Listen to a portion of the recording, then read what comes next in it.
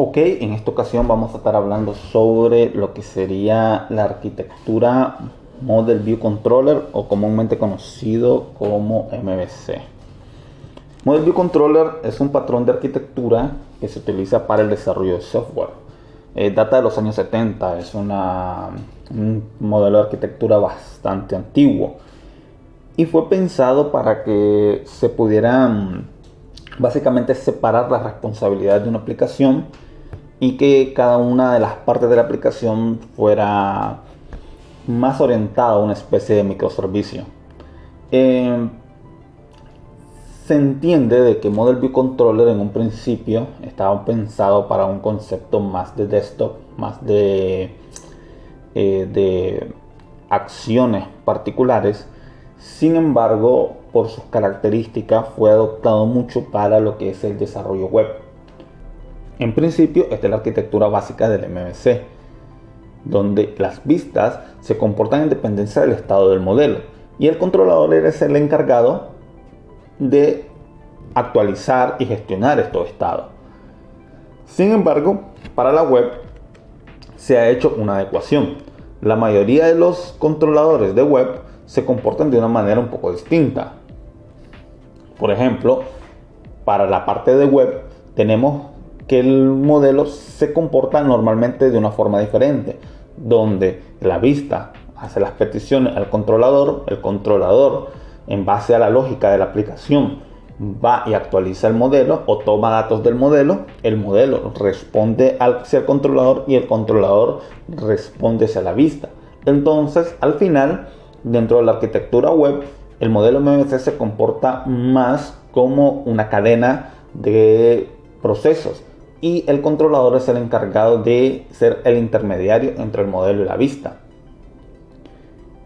Hablando meramente del modelo, esta capa básicamente lo que se encarga es de definir la arquitectura sobre la cual se va a manipular los objetos y los datos de la aplicación. Normalmente las aplicaciones de desarrollo de software se comportan en dependencia de objetos y abstracciones derivadas de la programación orientada a objetos. Estas normalmente tratan de emular el comportamiento de los objetos de la vida real y la mayoría de las organizaciones tienden a que estos objetos tienen que almacenarlos y procesarlos en lo que nosotros llamamos sistemas de gestión de bases de datos o bases de datos como tal. Entonces, el modelo MVC se basa básicamente en poder emular esa estructura a una arquitectura de software. Y en la parte de esta capa lo que hacemos es básicamente hacer lo que nosotros llamamos en otros ámbitos el mapeo de una base de datos o el mapeo del contexto en el que estoy trabajando. Normalmente el modelo no necesariamente tiene que venir de un modelo de bases de datos. Puede que tengamos modelos de objetos abstractos que funcionen dentro de nuestra aplicación. Sin embargo, en este caso, en la mayoría de las situaciones, vamos a estar utilizando un modelo basado en BD. Algo interesante de esto es que cuando nosotros tenemos un modelo basado en BD, normalmente las operaciones y las tareas de este modelo va a ser basado en la lógica de la BD. Por ejemplo, operaciones de escritura, operaciones de lectura, reglas de escritura y lectura. Y normalmente cuando se hace este tipo de operaciones, vamos a estarnos apoyando de la programación orientada a objetos, utilizando los conceptos de encapsulamiento, los get and setters, operaciones especiales, funciones especiales, sobrecarga de métodos, etc. Por ejemplo, acá tenemos el mismo ejemplo, pero ya con reglas y una lógica un poco más compleja. Por ejemplo, hemos encapsulado un modelo atributo debido a que queremos que este atributo se comporte de una manera muy específica y que tenga reglas específicas de escritura. Asimismo, se han agregado más operaciones de lectura.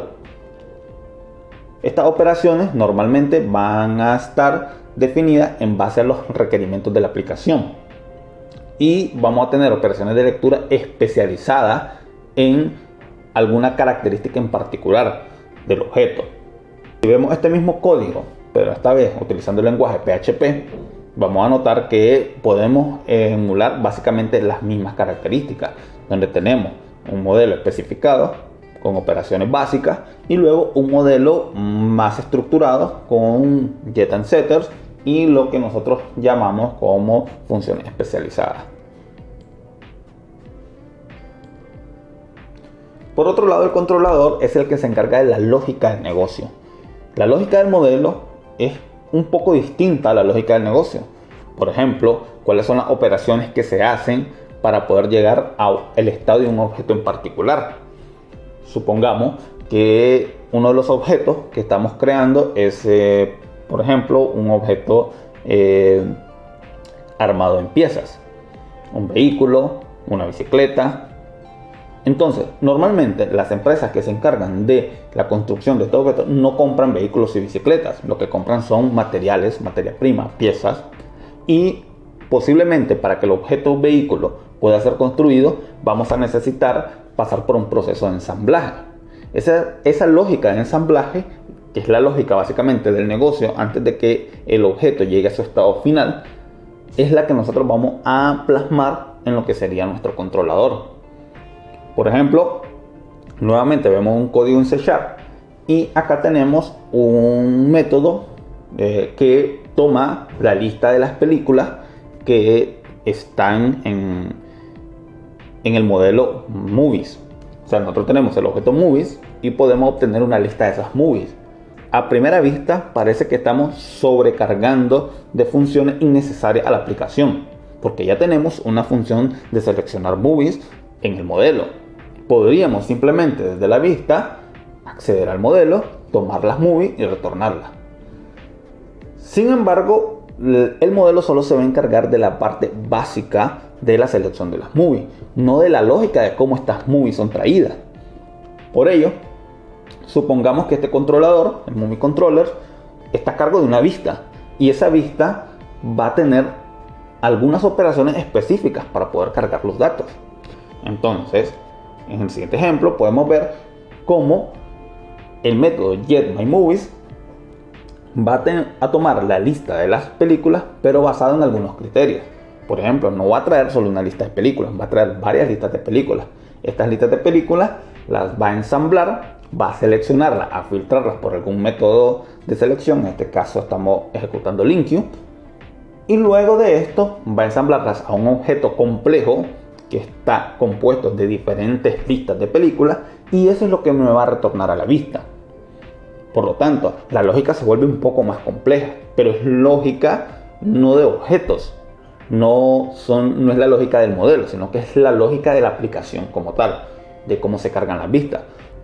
Aquí podemos ver el mismo código o la misma lógica, pero esta vez en un lenguaje como PHP. Entonces, tenemos básicamente la misma estructura, el Movie Controller, y tenemos básicamente las mismas funciones. Por último tenemos las vistas. Las vistas son las que se van a encargar de mostrar la información. Esta información normalmente va a ser procesada por el controlador y traída a mi view una vez que el modelo haya terminado de cambiar todos sus estados.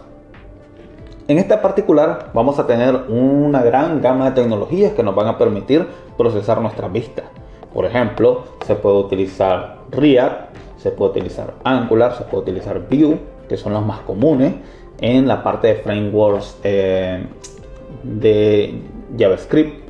Puedes utilizar Vanilla JavaScript perfectamente, y también se pueden utilizar toda la arquitectura que te muestra Microsoft con Razor, la parte de Laravel con Blade, etc. La parte interesante es que cuando venimos acá, esta vista no está atada a una tecnología en particular. Las tecnologías, siempre que sean tecnologías web, tú puedes hacer uso de la gama que necesites y que se adapte mejor a tus necesidades. Todos los ejemplos anteriores que he mostrado han sido de código específico, pero realmente no hay una necesidad en particular de que sean de una tecnología. Puede ser en Java, puede ser en PHP, puede ser utilizando algún framework como Laravel.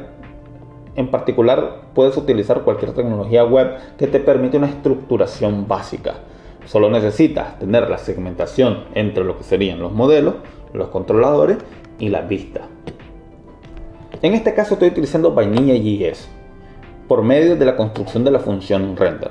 Si les interesa saber cómo funciona esta, pueden ver mi curso de JavaScript orientado a objetos SPA sin frameworks, donde construyo una SPA basado en la lógica de render, ya que esta lo que hace es construir HTML o renderizar HTML basado en la lógica de objetos JSON o clases JavaScript. Por lo tanto, pueden visualizar ese curso y les aseguro que está bastante interesante. Volviendo al ejemplo, acá tenemos lo que sería la función load, que por medio de una petición fetch, utilizando funciones async await, vamos a traer los datos de mi aplicación. Esta función lo que hace es, por medio de una URL específica, llama a lo que sería mi controlador de movies y llama a la función getMyMovies. Esta función va a retornarme dos listas, lo que serían las .movies y las movies, previamente procesada en el controlador.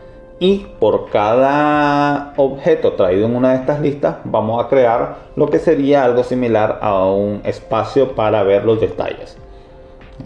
Simplemente estoy construyendo un objeto JSON que define su tipo como div, con varios hijos que serían labels, que van a tener como contenido las propiedades del objeto traído.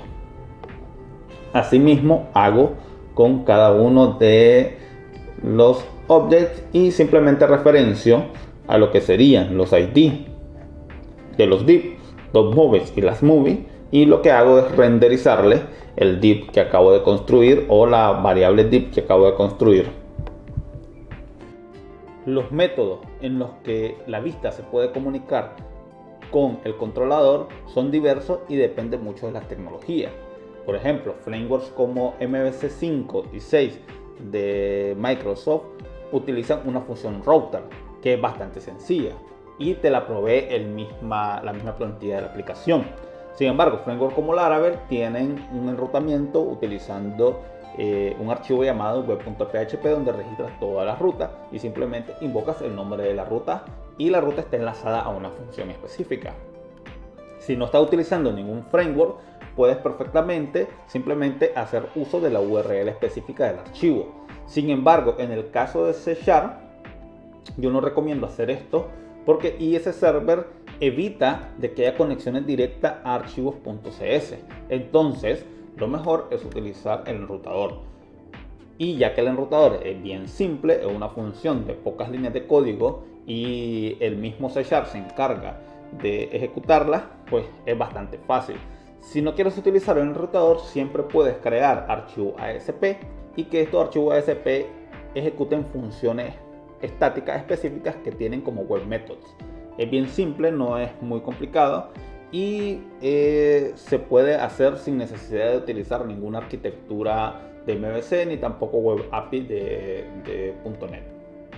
Si estás utilizando SAM Server, perfectamente, es muchísimo más sencillo porque tú simplemente creas tus archivos .php, creas las funciones allí y tú puedes simplemente, invocando el localhost, utilizar el nombre de la función y ejecutar la función que desee en el archivo PHP que desees. Simplemente tienes que especificar el nombre de la carpeta, el nombre del archivo y el nombre de la función que quieres utilizar.